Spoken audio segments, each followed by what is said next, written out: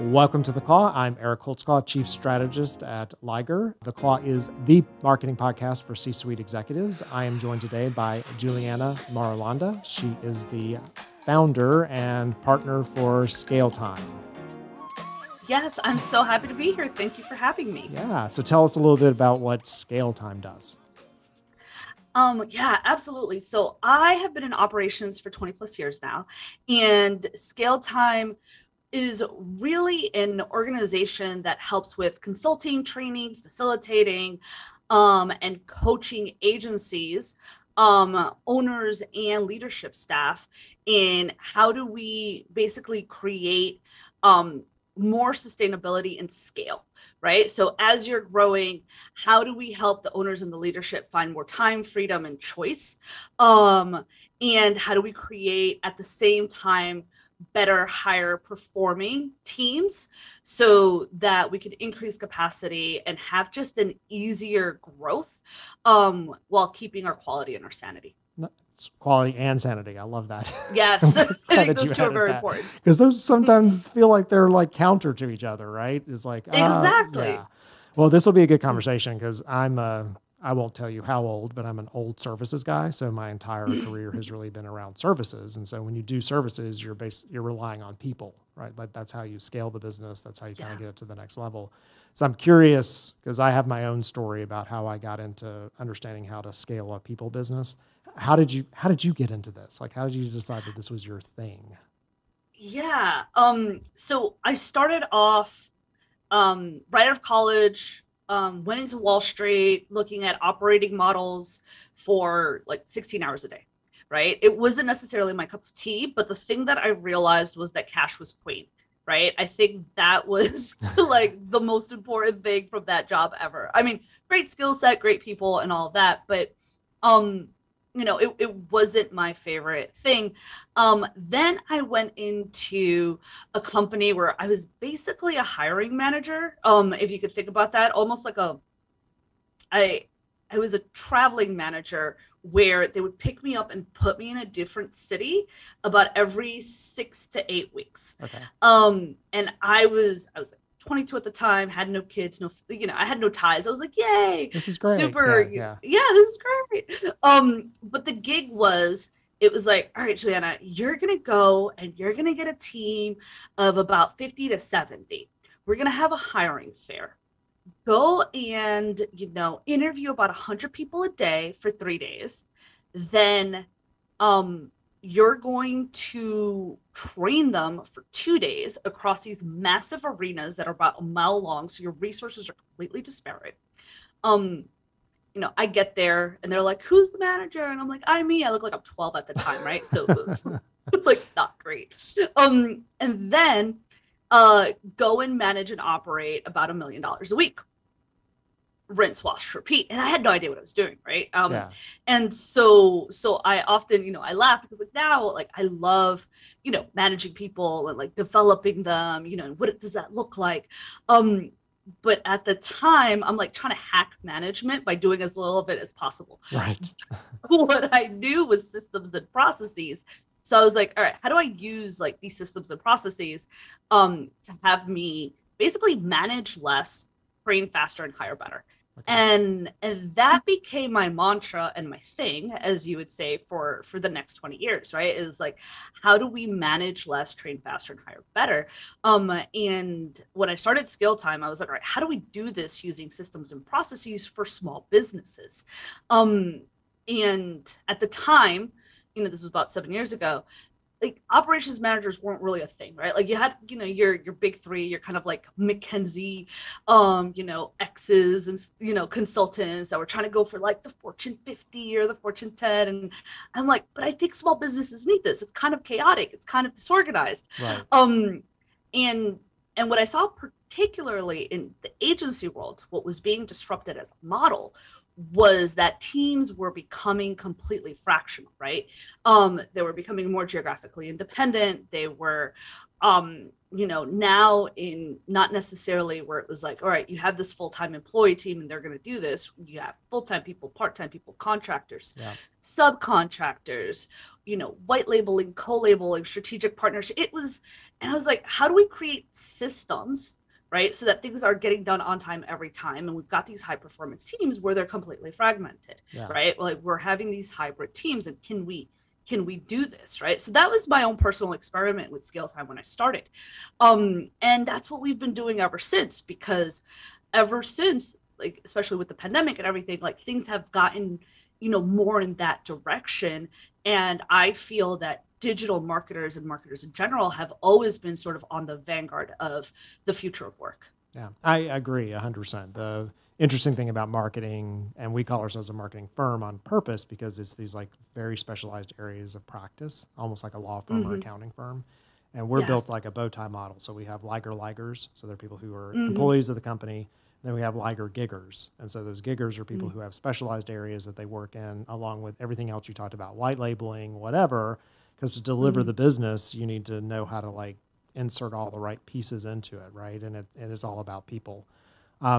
What's interesting about that? So, what did you go to school for? Did you go to school for like efficiency economics. or something? What now? I was an economics major. Economics. So, okay. All right. Yeah. And then you talked a little bit about cash and how, big companies, they have the cash, let's just say, to make some mistakes, right? So like if they don't scale correctly, if something doesn't work, then they just write it off and maybe a rounding error, right? But when you work in these smaller businesses, they make the wrong, strategic hire, they put the wrong person in place, that can be incredibly impactful to their cash. It's super expensive. One of the places where I'm like, oh wow, like, process really makes a difference. Is when we think about the talent life cycle, right? So the process for hiring, for onboarding someone, for training them up, for making sure that they're on point, for how do we evaluate their performance? Does anyone evaluate their performance? Right? Like, is their performance ever being evaluated, right? Like, do they have scorecards? And then how are they offboarded? So, are there performance improvement plans, things like this, right? And so there's all this process when it comes to the humans of a service-based business.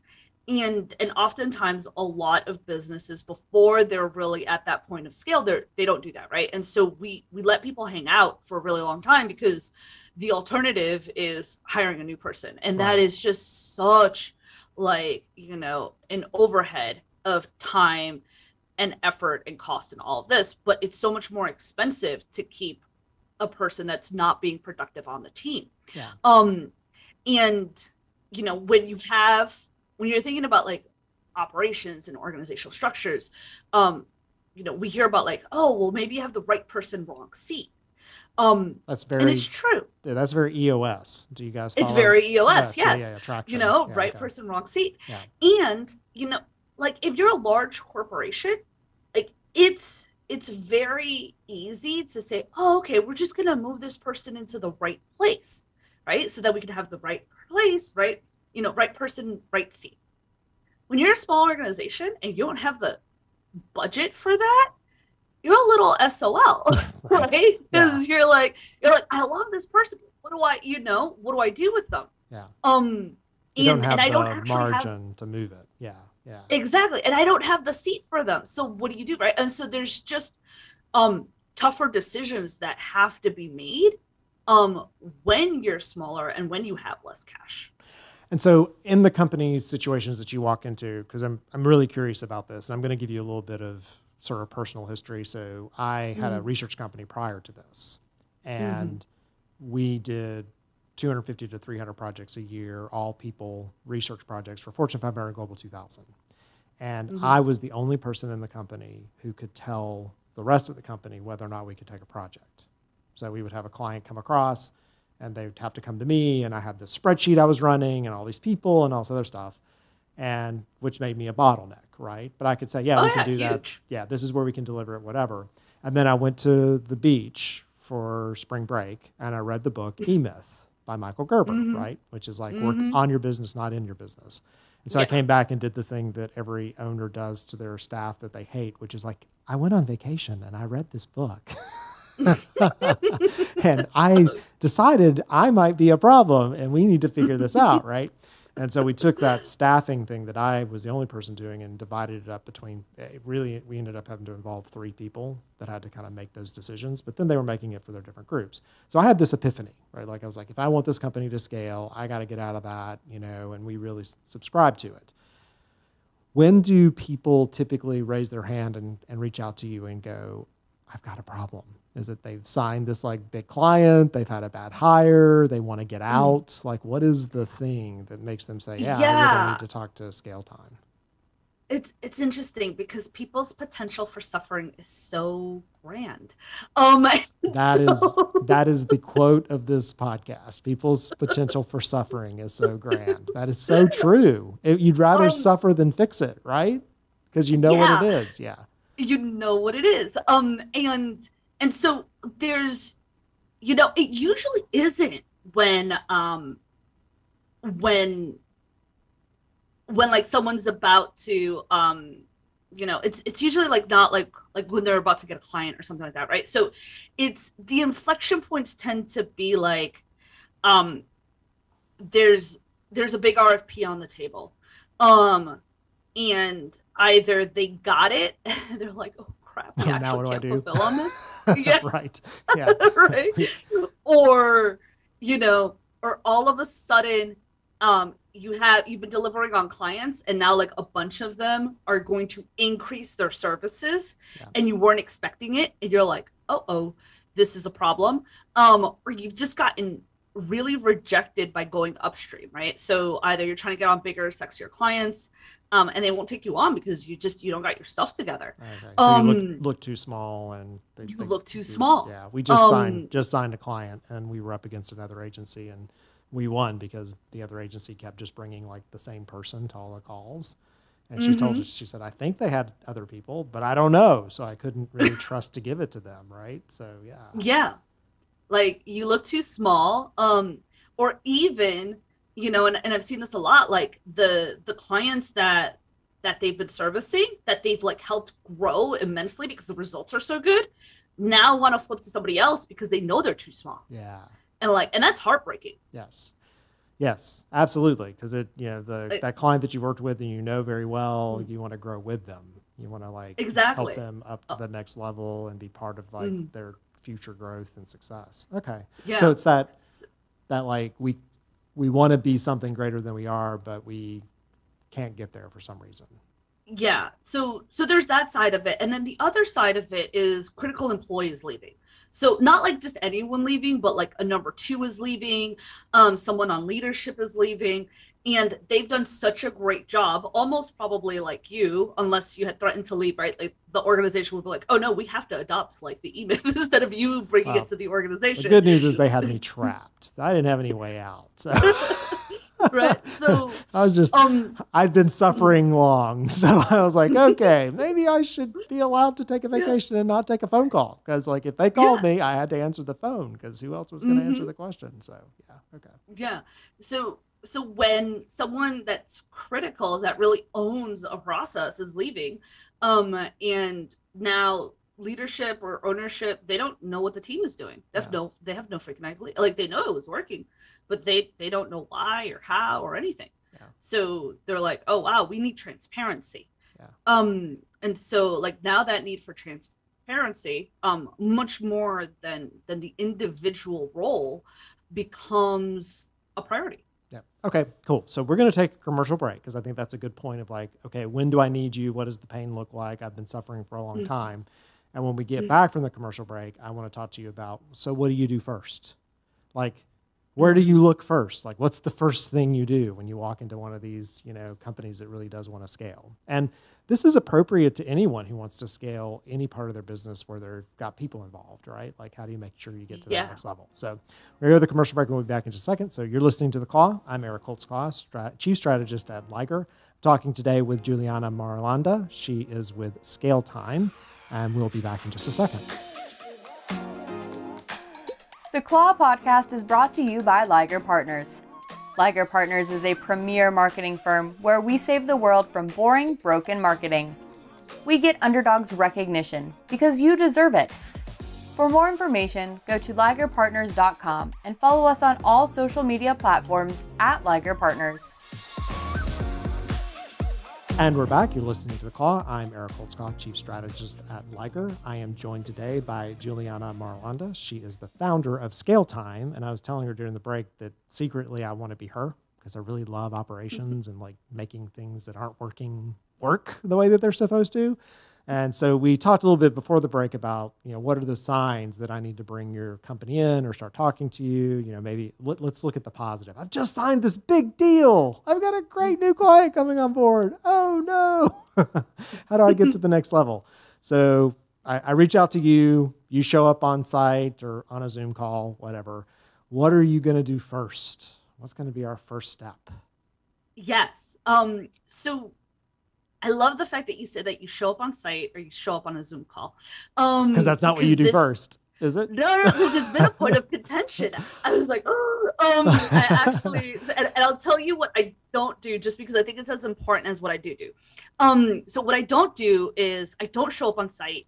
I don't interview all your people for 2 weeks. I don't camp out at your office, and I don't play like big brother / sister to your operations. Why? So don't get me wrong, there's a lot of value to that, but the way that we work is really around quality and velocity, because a lot of the owners that we have just don't have the time to do a lot of that, right? Usually like once they've nailed that they want to put processes in order, it's go time. Yeah. It's something that they're usually already has behind. They should have already done. Yeah, they're already like this is stuff they put on the back burner for so long. It's like starting to burn the house down. So we just fires everywhere, right? Yeah, right. Yeah. Okay. So we just don't have that much time. So the other reason why I don't do that is because a lot of the time those and I've done this before, you're just getting a lot of story and a lot of bias, right? And so from the team members, which if you can sit there and dispel, what's actual data from not and like what's real and what's not, you can, right? But it's very time consuming. So I've developed a diagnostic and this diagnostic has, we now have over like 500 participants on it. Like it's become an industry study now. We just got it into like 65 publications. Oh, nice. Yeah, so it's like a trending really study of something. Yeah, like so we're doing that because I wanted to be able to diagnose operations quickly. Right. And so so we have like the mini version and the long version, and really like the mini version is like 5 to 7 minutes. Yeah. The long version is 25 minutes. Okay. And we offer this to anyone who really wants to see what's going on. So the first step for any of our clients, or even our prospects, if someone's just like, hey, I want to kind of check out what's going on under the hood and I'm not really sure, is we take a look at all of your different business functions, everything from sales to your onboarding process, your production / project management, your hiring, your training, your accounting, right? Like what are your financials? And we break them up into these 5 spokes that are, like, do you have a workflow in place? Right. Written down. Not in your head, not in somebody else's head, not in a subject matter expert's head, not in your contractor's head. Is it written down, right? Like, do we have this tribal knowledge somewhere in an actionable step-by-step format, right? Now, is that format in a tool, right? Yeah. Like, do we have a project management system for your sales and account managers? Do we have a CRM where we can actually track this workflow? Because you can't track a document, right? So yes. It's a recipe versus like how did the food taste and like did we actually end up with something, right? A recipe does not mean you have an oven. So, exactly. And if you're out on vacation, right? Like just because something's written on a whiteboard, yes, could you technically travel with the whiteboard? Do most of us do that? No, right? So we need a way to be able to track things and then communicate them in a digital format, because teams are always especially now more than ever, they're more remote than they've ever have been before. So we need to be able to have access to workflows and statuses of workflows wherever we are. Yeah, and our definition, because team, you think about internal, our external customers spend as much time on our internal systems. Like they're on our Slack channels, they're getting reports from our system. So making sure it's comprehensive both to the people who need it inside, but also the people you're servicing, right? So, oh, absolutely. Absolutely. Then the third spoke would be documentation, right? And assets, collateral. So anything that you ever think of, like, am I reinventing the wheel on this? Am I doing this more than once or twice? So things like decks, sales decks, spreadsheets, something like if you're doing SEO, like a keyword research spreadsheet, or like the way that you do this, right? Like what's the template for it, so that you yourself are not repeating, like just inefficiently doing the same thing over and over again, or that your team, because they don't have something, everyone's now creating their own way of doing things. Yeah. Right? So I have a rule of 3. Mm-hmm. My rule of 3 is if you're going to do it more than 3 times, it involves more than 3 people, or it's more than 3 steps, and needs to be written down as a process. Ooh, I like that. I'm quoting you on that. I like it a lot. Yeah, that's rule of 3. So we're going to, because people will over-engineer a process that you're going to do once, right? It's like, we're going to do this once. Like, let's just get it done. It's not going to be pretty. We get it, whatever. But if we're going to repeat this, if we're going to do it over and over again, like we need to make sure, and if I got to give it to someone else and make sure it gets transferred and translated and all that kind of stuff. Exactly. So, so I think the rule of 3 is really great. And especially knowing that 1 and 2 are going to be dirty. Right. Right? Like, the first couple times are not going to be pretty. It's going to be really bad. Yeah. And you're going to learn some things. Yeah. So. Yeah. And so I think, not to go on too much of a tangent, but like keeping that sort of iterative or agile mindset when it comes to systems and processes is really important. Yeah. Especially because of that. That's an interesting point that you make. So we have project managers and account managers assigned to every client.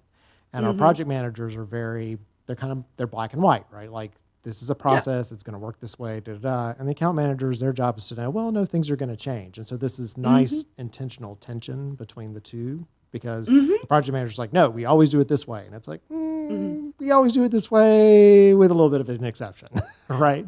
So having the flexibility within that process of it's the same thing, but also knowing you can't always fit it into that rarely. No, and I often say it's like kind of like good cop, bad cop.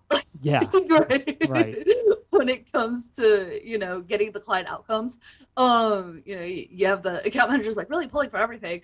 And then the project managers really protecting scope. Right. Yes. So, and in between there, we should get really good outcomes. Yeah. And then you have like, when I account manage, I'm the worst account manager because I'm always trying to go around the process. Oh, yeah. Owners are the worst. Yeah. Owners are the we have to follow. I'm like, do we really have to follow? You're like, we really do have to. Like, okay. Yeah. Like my ops manager often wants to kill me, and like I run the business doing ops, right? So I get it. Yeah. I get why I'm driving you crazy, but I think this needs to happen. Okay. So I find it interesting. Documentation. Okay. So documentation. Let me just give you the ahead. Next 2 spokes, and then we'll switch over. Sorry. Training is the next spoke, and then metrics, because you can't measure what you don't have, right? So those are kind of everything that we take a look at for the business divisions, and then you have a heat map of really understanding where the bottlenecks are. Okay, I like that kind of, because most of my operational work before, I would do the sort of the therapy thing, like sit with all the people. You'd have to get through like what's bias and what's real and where are the problems. So it's this nice sort of way to get someone at least through. And I guess you can give them a idea of where they rank against other kind of companies and what they really need to focus on next. Yeah. From the diagnostic, we get the roadmap. And like they get to, because we have so much data, like we can, depending on where your revenue group is, we can tell you where you stand, based on your revenue group. And so that's really good. So especially because a lot of our clients are competitive, they're like, oh crap, like this is part of our competitive edge, and this is where we're at. And, we want to get to that next level. Yeah. The interesting thing when you talk about it reminds me when I was running the research company, did all these projects. And we'd have companies come to us and they would tell us that we're very different, our industry, blah, blah, blah. It was never about who they were. It was about the problem we were solving. So what's the root problem that we're trying to solve for your company? And we'd have an agricultural company and we'd have a company selling cosmetics, and it'd be exactly the same problem, So it was not about being in agriculture or cosmetics. It was about where are those deficiencies and what do we need to fix in that category that's going to propel your growth. We don't really care as much about that kind of thing you worry about so much, So, yeah. Yeah, I agree. Okay. And so you do this assessment and, you come back. Are you you're starting along those 5? Is that like the path? Is the first one all the way to the 5th? And so if the first one's not working, then you have to do that and then go to the 5th? Or how do you decide kind of what's next in that category? Then we prioritize, right? So I think the question is around priority. Then we prioritize where there are the biggest bottlenecks and events. Now, what do I mean by an event? An event could be your creative director's leaving and you have no idea what's going on in graphics. So or is UX, there anything right? crucial occurring that means one of these becomes more important than the other? Exactly. Okay. It could be someone's trying to acquire you, you're trying to acquire somebody else. There's like even if it's like a mini M&A situation, right? Like that becomes critical. Yeah. If you have a bunch of clients that are coming in the next 2 months, all of a sudden your onboarding becomes critical, right? So it's like, ooh. So we look about like events for priority. And then we look for where are you losing the most money? And that becomes also, right? Because we want some wins. And if your client churn is really high because you guys, your on-time deliverables have just gone through the hellhole, we're probably going to take a look at your project management, right? Okay. So based on events and what I would call leakages is where we prioritize. Okay. Because you might have the worst sales process, like based on our chart. However, if your pool is full of referrals and they're really high quality referrals, you don't necessarily need a great sales process, right? You need to keep what's getting referred to you.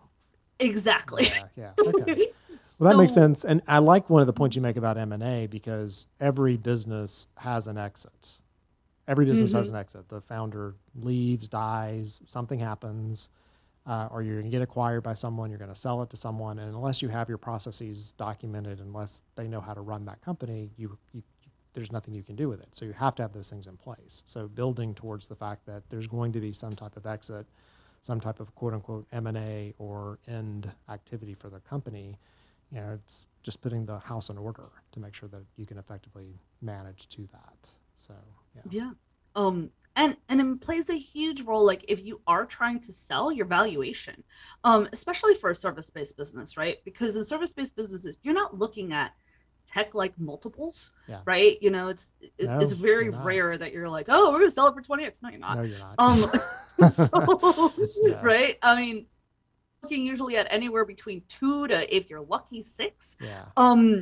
And so like we've been able to see with our clients of just the huge jump in multiple where you thoroughly remove the owner and key players from the business because you're able to have documentation and systems and processes. And there's engines that run the business, not people.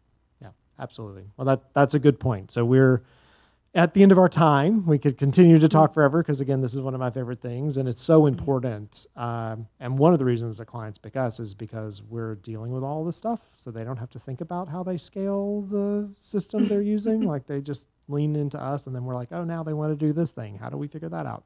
So how we apply the process. So I do appreciate your time today. It's been great chatting with you. Oh, well, this was so much fun. You've been listening to The Claw, the marketing podcast for C-suite executives. I've been joined today by Juliana Marulanda. She is the founder of Scaletime. If you are running an agency or marketing firm and you need assistance with getting your company to that next level, or you just signed that great RFP, you should reach out to them. Or if you're running a marketing group, there's always things that you can learn in this category of making things work better, specifically when people are involved. Until next time, thank you for tuning in to The Claw.